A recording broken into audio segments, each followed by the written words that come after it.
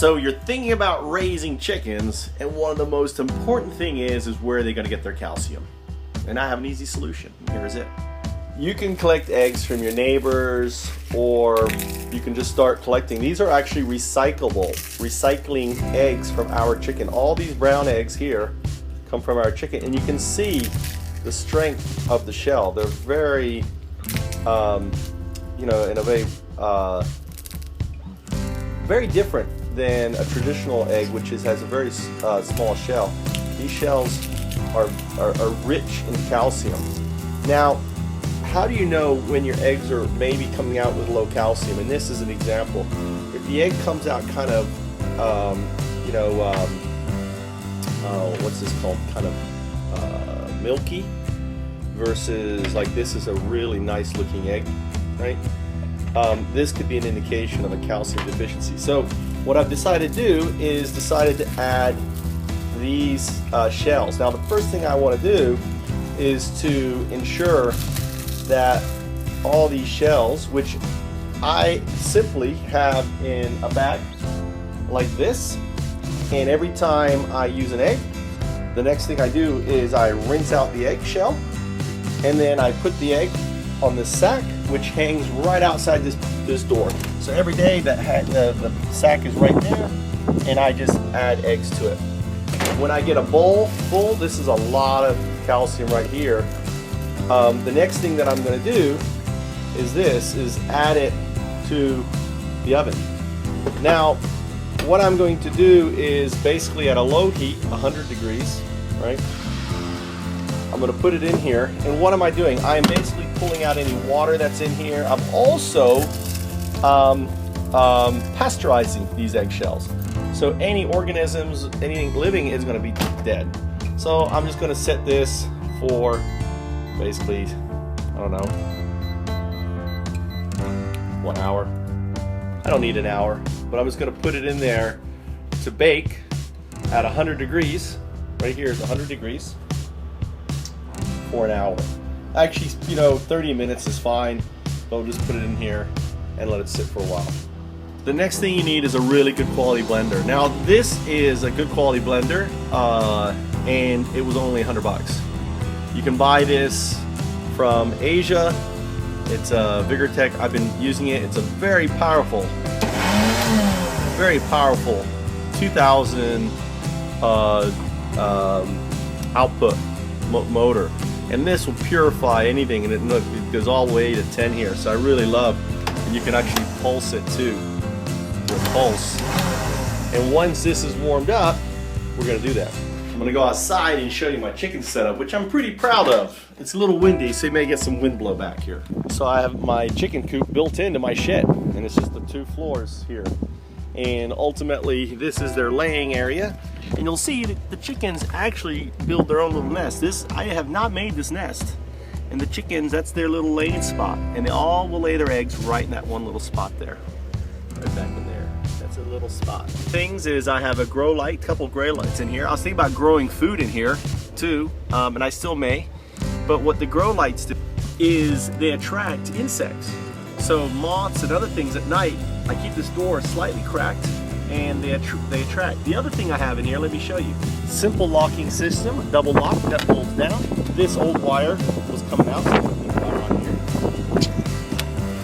Here I have easy way, a board that comes right out. And a couple things here is I have a fan, ventilation. Now the reason for the fan is this. You'll see all this. This is actually, it hasn't increased anymore since I've added the fan. But when I came back after being in the States, I had basically this fine chicken, you know, dust, manure dust all over the place. You can see it on here, and you can actually see it here, right?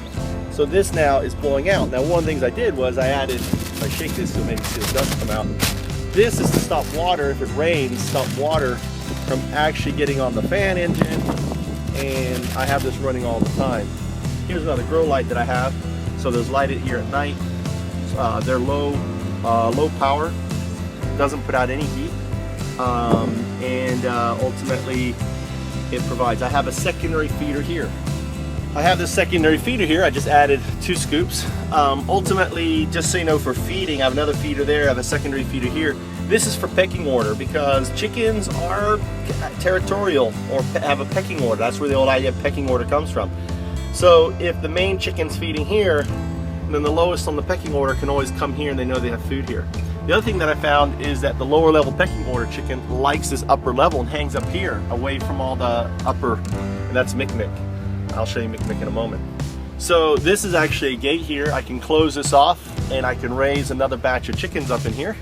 So I could have 2 batches, so I can have the new young chickens up in here, and I can put a nest in here, and they can lay down here.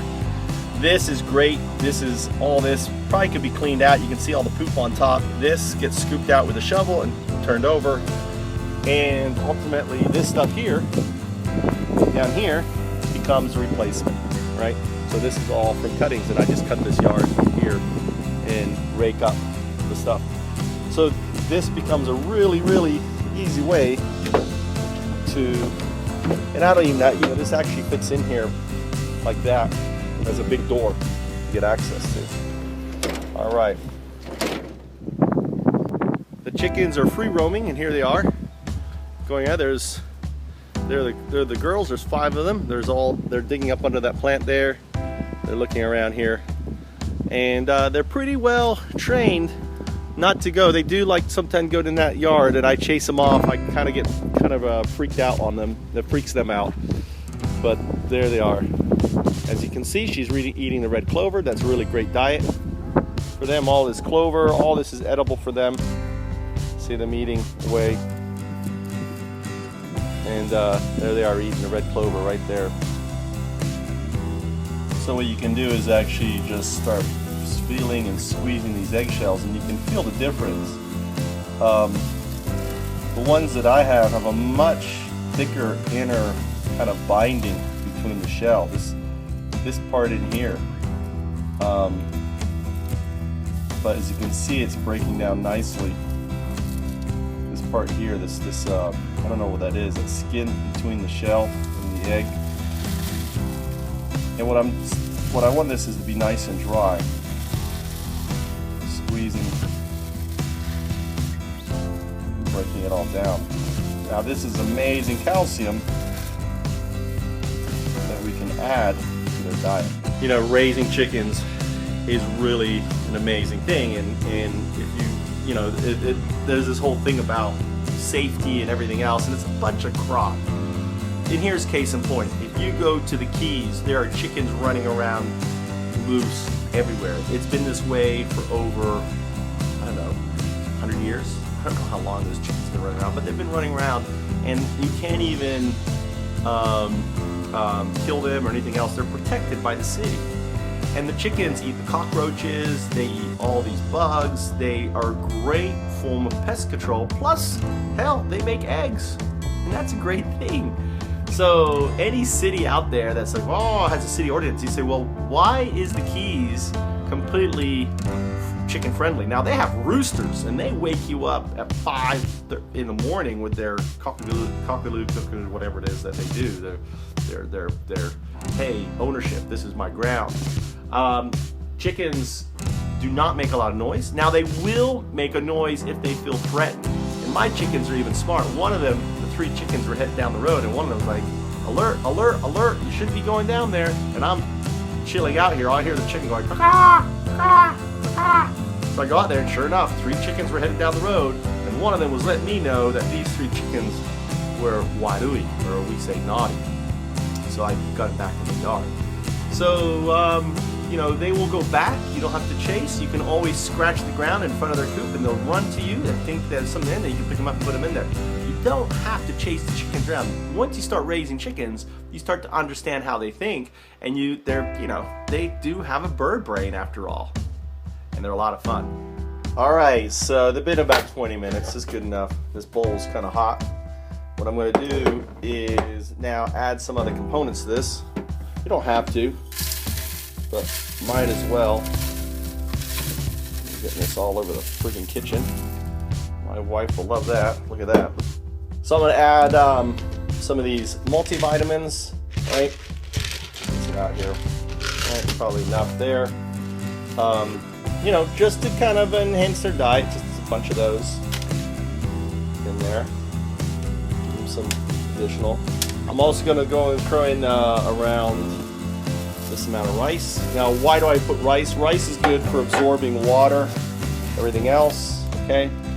And the other thing I'm going to do is actually add some of this organic probiotic formula right here. Add a scoop of that.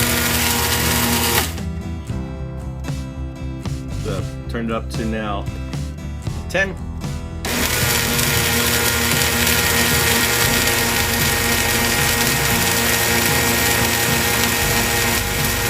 Alright, so now that's good to go. So we're going to add that now to chicken. So here's my chicken feed. I'll open the bag. It's got half a bag. Actually, it's only got a third in there. So this is going to mix this in here simply by dumping it in. I can do this with one arm. Chickens hear me, they're already running here going, what is Daddy up to? Alright, so here it is. We're just going to mix this in here.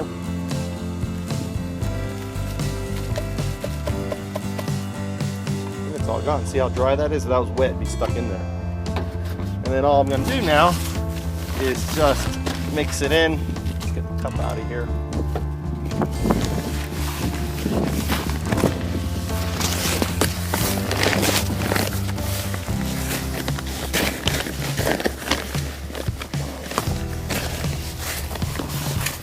That's it. Now I've just added calcium. You can see it all in there. I don't know if you can see it in there, but now there's calcium, minute calcium, vitamins, probiotics mixed right in here. Make a scoop, and you only need 100 grams per chicken. So what I have as a feeder here is 500 grams, and they can eat that. Mix that up in there. Put some around the side. All right. Okay, girls. Good to go now. I'm going to show you now how easy it is to get them to come in. All I need to do is scratch your hand, chuck, chuck, chuck, chuck, chuck, chuck, here, chuck, chuck, chuck, chuck, and do a little chuck, chuck sound. And there's probably little guys in here. A little one there, see them there? Got one, two, here. Here you go, chuck, chuck. Here, chuck, chuck, chuck, chuck, chuck. Here, chuck, chuck, chuck, chuck. Here, chuck, chuck, chuck, chuck. Here, chuck, chuck, chuck, chuck, chuck. Scrape. Scraping sound gets them coming. Look, see, here they are. Missing one. See, let them eat for a little bit. Give them a few little. Oh, this guy's going. She's going in. Come on in. Very good, girl. I'm missing Mick. Come here. Whoa, whoa, whoa, whoa, whoa, whoa. Try and do it with one hand. Come on. Come on. Here, Chuck, Chuck.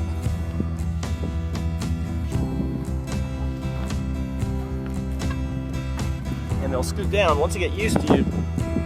Alright, I'm just missing Mick. Here, Mick. Mick.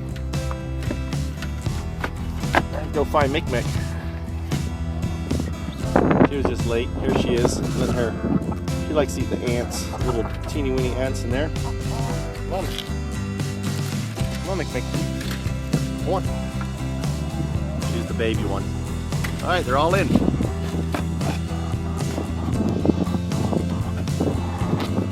Alright, not too happy, but they're good.